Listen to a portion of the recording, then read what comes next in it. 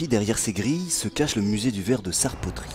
Là, on est devant le château, en fait une demeure bourgeoise de la deuxième moitié du 19e siècle qui abrite le musée du verre. Et donc, comme son nom l'indique, c'était la demeure de la famille Imbert qui a donc possédé les verreries réunies de Sarre-Poterie pendant 3 générations, de 1840 à 1937. Et ensuite, en 1967, Louis Mériot, qui est donc l'abbé du village, installe dans ce bâtiment la collection de Bouzillé qu'il a collectée auprès des habitants.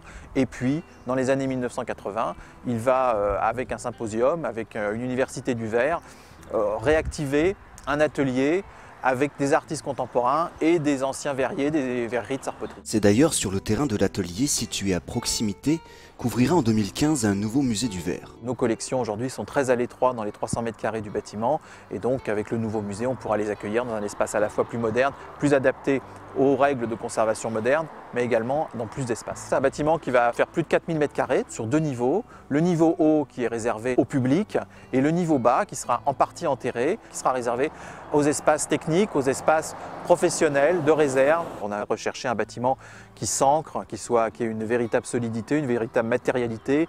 Et le projet architectural prévoit un parement des murs extérieurs entièrement en pierre bleue qui représente bien cette matérialité de l'objet architectural qui est solide et qui peut abriter effectivement des collections en verre que l'on peut imaginer fragiles. Pour découvrir ce nouveau musée, rendez-vous en 2015.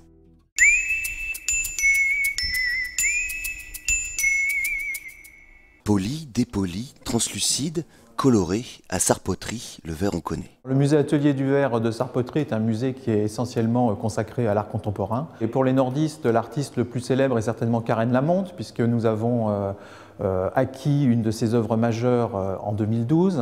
Par ailleurs, on a toute l'école tchèque, avec notamment Vazicek et Libensky, qui sont des grands artistes verriers internationalement connus, mais nous avons également toute une partie d'artistes français, comme les Le Perrier ou les Perrin-Perrin, qui sont également des artistes qui sont à l'avant-garde du verre aujourd'hui dans le monde. Pour autant, le musée n'oublie pas d'où il vient.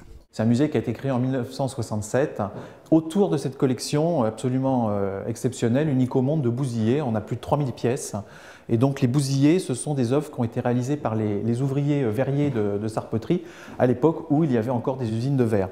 Donc ces ouvriers verriers réalisaient ces œuvres à leur temps perdu en utilisant les outils que leur mettait à disposition l'usine. L'œuvre emblématique de notre collection, c'est cette grande lampe qui a été offerte par tous les ouvriers de l'usine à leur patron qui s'appelait Monsieur Imbert. Et c'est une pièce d'une très grande virtuosité, à la fois par la technique du soufflage, mais aussi par la technique de la taille. Pour nous, ces Bouzillés, c'est très important puisque ça nous rattache au territoire.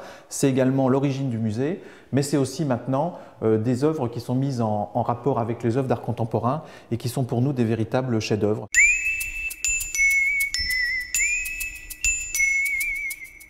Yann Oulvé est artiste verrier. Il arrive spécialement de Suisse pour travailler au musée Atelier du verre. Je suis venu en résidence d'artiste à l'atelier de Sarre-Poterie, pour y développer mon travail sur les graines des sculptures que je fais depuis une dizaine d'années. Et donc là, cet après-midi, on va souffler une graine dans l'atelier à côté. Venez, suivez-moi. Donc là, on arrive dans l'atelier à chaud, avec un four de fusion qui est à 1150 degrés, dans lequel le verre est juste pas liquide, il est mielleux. Et ensuite, la place de travail. D'ailleurs, plus qu'un travail, le verre est une passion pour le trentenaire.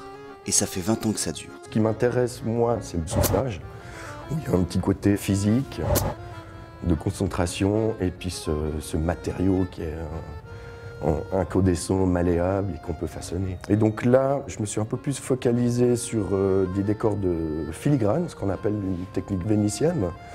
Donc toutes ces graines que j'y ai fusionné des fils de verre, dont certains sont très simples, ou d'autres fils sont refaits avec d'autres fils et refusionnés dans la pièce. Ce que je veux mettre en avant, c'est les couleurs, la transparence du verre, la beauté du matériau, et faire un petit peu rêver les gens avec tout ce travail sur la germination. On va tirer la queue de la graine en fait.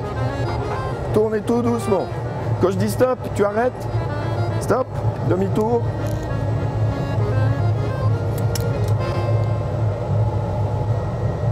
Demi-tour. Ok.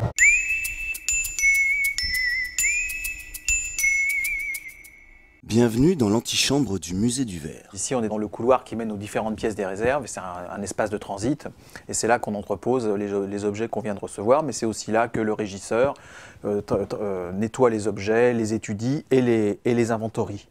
Donc là, on a une donation de verre manufacturé et bousillé qui proviennent de Sarpoterie et donc on nettoie les pièces. On leur donne donc un numéro inventorié. Une fois qu'elles ont rejoint l'inventaire du musée, elles sont devenues inaliénables, c'est-à-dire qu'elles font partie de la propriété de l'État, de la propriété de la collectivité territoriale pour l'éternité. Ça, c'est l'arrière d'un musée, c'est la cuisine du musée. Donc là, on va faire un dépôt pour la station du Val-Joli, qui a une vitrine où elle expose du verre du musée. Donc on a préparé les caisses, et donc les objets sont donc emballés dans des caisses de transport avec le plus grand soin possible. Et donc ça, c'est le travail d'une personne du musée qui est très importante, qui s'appelle le régisseur. Alors là, après, je peux vous montrer une pièce des réserves proprement dites. Donc c'est là qu'on va donc entreposer nos œuvres qui ne sont pas exposées dans les collections permanentes. Et donc les œuvres sont mises les unes sur les autres dans des caisses. Elles ont été quand même très soigneusement rangées, très soigneusement répertoriées. Donc là, on est dans une zone où on a essentiellement du verre ancien. On a également des boîtes dans lesquelles on met les œuvres, ce qu'on appelle en quarantaine. Ce sont des œuvres qui ont une maladie du verre et donc qui, pour ne pas contaminer les autres œuvres qui sont saines, sont mises dans des caisses spéciales avec des systèmes pour vérifier que l'humidité de la caisse ne monte pas ou n'est pas trop basse.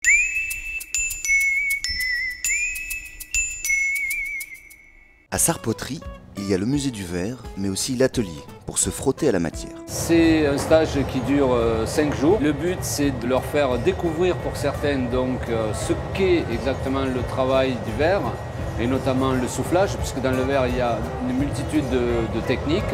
Donc eux viennent pour apprendre à souffler, à travailler le verre en fusion aux alentours de 1100 degrés. Certains sont complètement novices et d'autres sont un peu plus pointus, ont déjà pratiqué et là on travaille beaucoup plus en profondeur. On développe certaines techniques où on essaye de pallier à certaines lacunes. Mais que l'on soit novice ou confirmé, les étapes restent les mêmes. Une première étape, cueillage. Deuxième étape, le façonnage. Le cueillage, c'est simplement tremper la canne dans le bain de verre et sortir une certaine quantité. Le façonnage, c'est soit avec des sortes de cuillères en bois qui s'appellent des maillotches. On forme la pièce, on arrondit la pièce, ou avec ce qu'on appelle des mouillettes, c'est un journal qui est trempé dans l'eau et c'est pareil, on le place dans la paume de la main et on essaye d'arrondir le tout. Et ensuite, on commence à souffler. Donc on souffle à travers le tube qui s'appelle la canne du souffleur. On souffle et le souffle va se développer au centre de la pièce. Il va se développer par l'intérieur comme si on voulait souffler un ballon. On souffle et ça gonfle. Grâce à ce stage, les apprentis verriers pourront s'orienter vers l'artisanat ou créer leur propre sculpture dans une voie plus artistique.